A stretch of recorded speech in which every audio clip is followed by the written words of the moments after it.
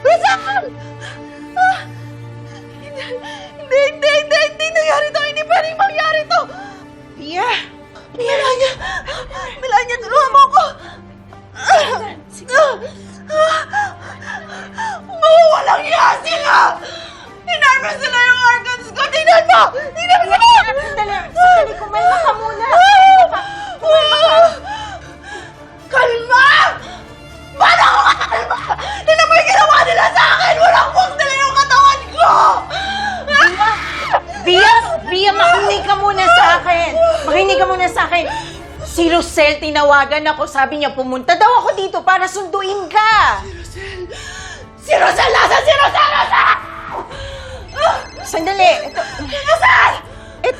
Ito, tumatawag siya. Sagutin mo!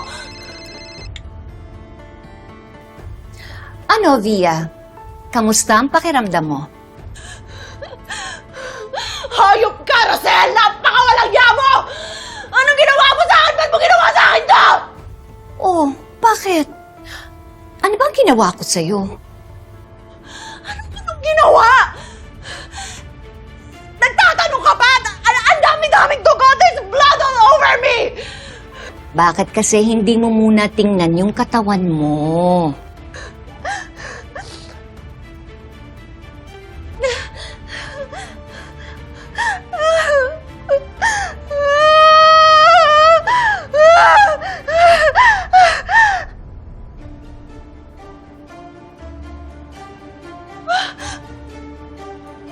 Walang sugat!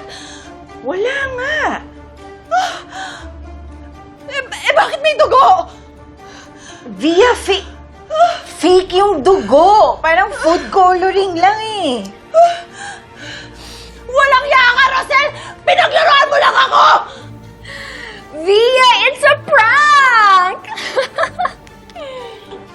Napaka-demonyo mo! Pinaglaruan mo lang ako! O bakit? Di ba ginawa mo rin naman yan sa akin dati? Pinaglaruan mo din ako. Di ba inumpisahan mo sa pagpapadala ng mga messages, tapos tinawagan mo ko.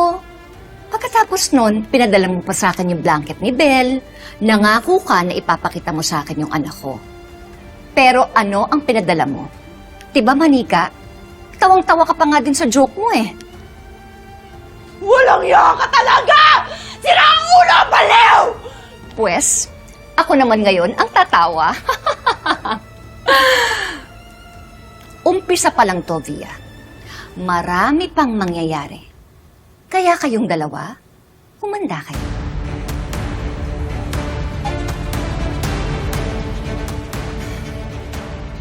Rosel! Rosel! Hayop na Rosel yan! Naisahan niya ako, hindi ako papayag! Hindi ako makapapayag! Hindi!